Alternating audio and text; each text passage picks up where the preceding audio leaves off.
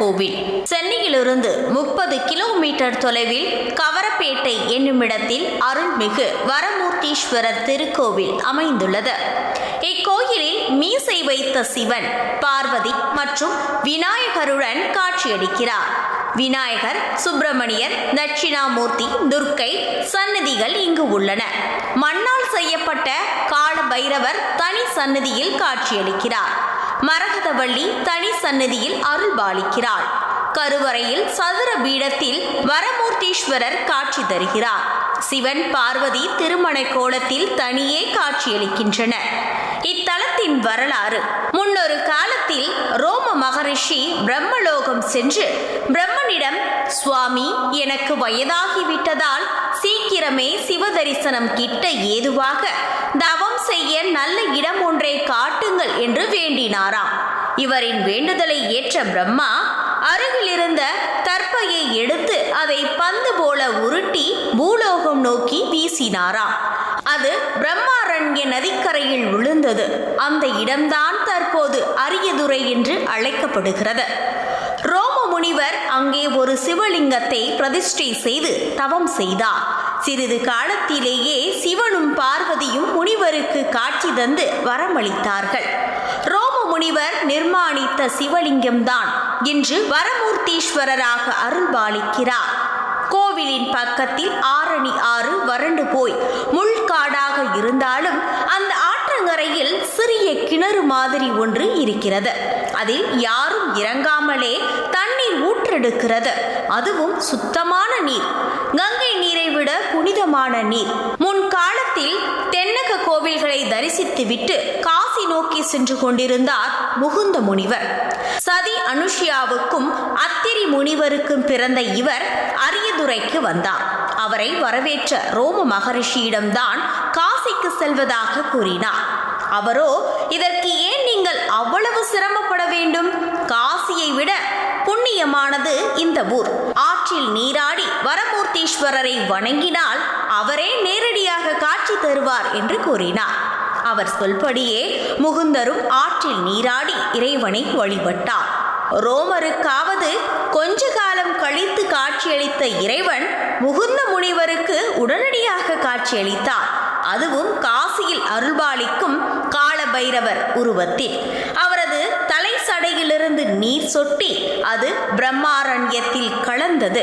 கால பைரவரே அரிய கங்கை நீரை காசியிலிருந்து இங்கு கொண்டு வந்ததால் இந்த ஊருக்கு அரியதுரை என்ற பெயர் ஏற்பட்டது. கால பைரவரின் தலையிலிருந்து கசிந்த கங்கை நீரை இன்றைக்கும் ஆற்றங்கரையிலிருந்து ஊற்றாக சுரந்து ஆற்றில் கலக்கிறது. கங்கை நீரை கடவுளே இங்கு கொண்டு வந்ததால் வரமூர்த்தீஸ்வரரை வணங்கினார். பித்ரு தோஷம் எனப்படும் முன்னோர்கள் செய்த பிழைகள் எல்லாம் மன்னிக்கப்படும். அந்த காலத்தில் மண்ணால் செய்யப்பட்ட கால பைரவர் சிலை இன்றைக்கும் இங்கே காண கிடைக்கிறது.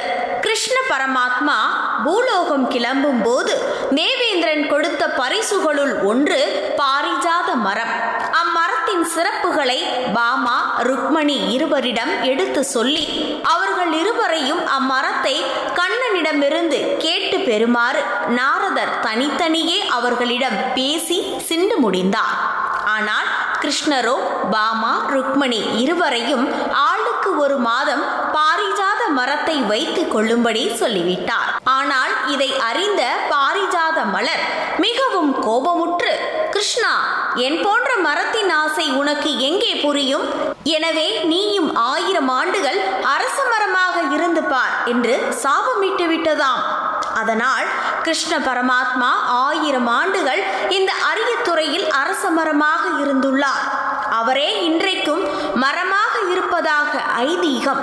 இம்மரத்தடியில் ரோம மகரிஷியின் சிலை பிரதிஷ்டை செய்யப்பட்டுள்ளது.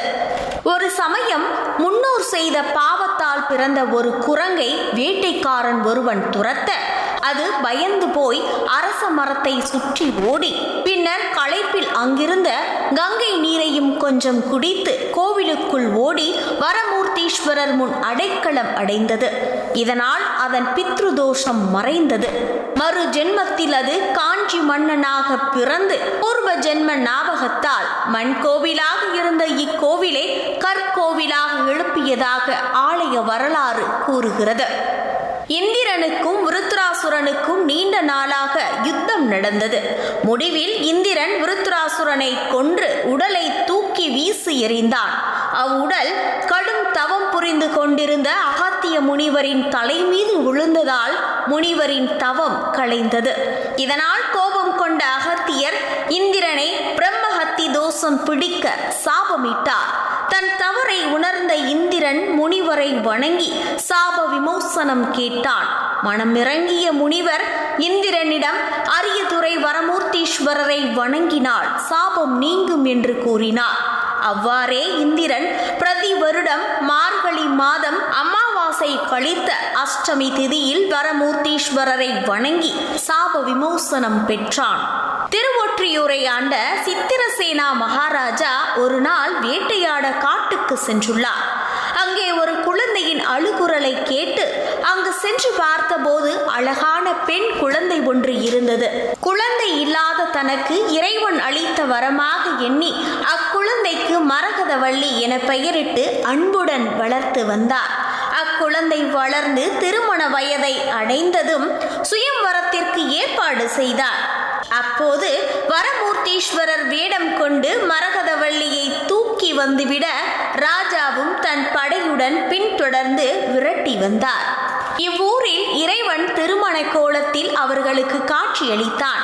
ஆதலால் திருமணத்தடை உள்ளவர்கள் இங்குள்ள இறைவனை வணங்கினால் திருமணம் கைகூடும் என்பது ஐதீகம். கருவறையின் பின்புறம் பால் சுப்பிரமணியரும் கிழக்கே கொடிமரம், பலிபீடம், எளிய வடிவில் நந்தி தேவர் ஆகியோரும் காட்சி தருகின்றனர்.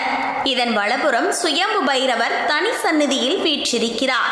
இந்த கோவிலில் நவகிரகங்கள் இல்லை. ஆனால் சூரியனும் சந்திரனும் கோவில் தூண்களில் செதுக்கப்பட்டுள்ளன. கோவிலின் மேல்கூரையில் பாம்புகள் செதுக்கப்பட்டுள்ளன. இது இக்கோவிலில் வழிபாடு செய்பவர்கள் சர்ப்பதோஷம் அல்லது நாகதோஷத்திலிருந்து நிவர்த்தியாவார்கள் என்பதை குறிக்கிறது. இங்கே வரும் பக்தர்கள் ஊற்றெடுக்கும் கங்கை நீரை அருந்தி கிருஷ்ண அரச மரத்தை சுற்றி வந்து பின்னர் வரமூர்த்தீஸ்வரரை உள்ளன்புடன் வணங்கினால் வாழ்வில் வளம் பெறுவர், பித்ருதோஷம் நீங்கும், திருமணத் தடைகள் நீங்கும் என்பது ஐதீகம்.